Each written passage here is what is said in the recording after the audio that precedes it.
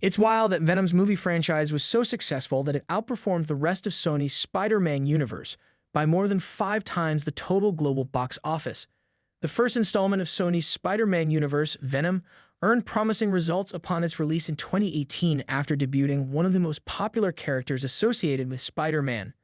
Unfortunately, this initial success would fail to bear much fruit as subsequent installments of Sony's Spider-Man franchise failed to inspire half as much enthusiasm from fans as it introduced even more minor characters like Morbius and Madame Web. This would lead to the apparent death of the franchise just 6 years later at the tail end of 2024 as Kraven the Hunter became its most catastrophic bomb yet. While there are plenty of reasons suggested for why Sony's Spider-Man universe fizzled out with 3 bombs under its belt, it's notable that Venom largely averted the same critical and financial failures suffered by other movies in the shared cinematic universe. I don't find this too surprising given how popular Venom is compared to his franchise cohorts, but the extent of his comparative success is staggering. Sony's Venom trilogy suffered a downward trajectory after Venom raked in $856 million at the global box office, but even Venom, The Last Dance's $475 million, is nothing to sniff at. The solid start to Sony's Spider-Man universe is even more surprising considering the movie wasn't exactly acclaimed upon release, scoring just 30% from critics on Rotten Tomatoes, though fans were far more enthused by the movie, bestowing it with an 80% audience rating. The 2 sequels would replicate this gulf between audiences and critics, though Venom, Let There Be Carnage is more unifying in its positive reviews. Both Venom and Venom, Let There Be Carnage earned $213 million domestically, leaving it to international audiences to edge the first movie closer to $1 billion. Altogether, Venom's trilogy earned Sony's Spider-Man universe $1.8 billion at the global box office. This puts it on a par with the MCU's Ant-Man franchise, which earned $1.6 billion total across 3 movies. Venom's $856 million box office, meanwhile, places it ahead of half of the MCU's movies, including Thor, Love and Thunder, Guardians of the Galaxy Vol. 3, and Captain America: The Winter Soldier. The heady heights of Venom's billion-dollar trilogy would not be reached again by Sony, not even nearly.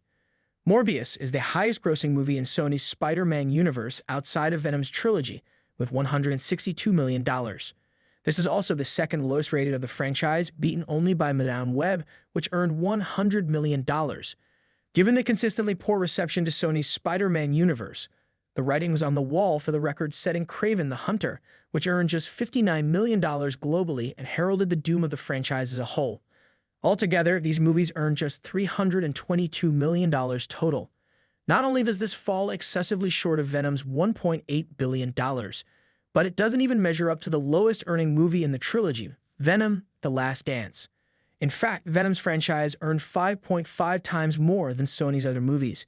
For added context, the MCU's lowest-earning movie, The Marvels, earned $199 million globally, beating Morbius by over $30 million. The total earnings exceed only The Marvels and The Incredible Hulk, while the MCU's third lowest-grossing movie, Captain America: The First Avenger, earned $370 million.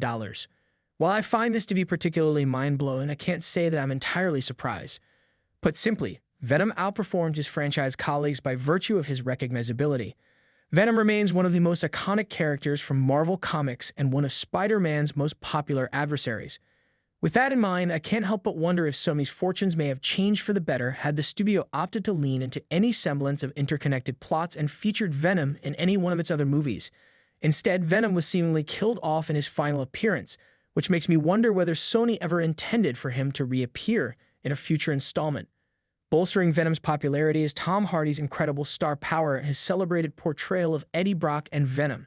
I think it's pretty clear that he and other filmmakers involved in the making of the Venom trilogy were fans of the IP, which is often a winning formula for such movies.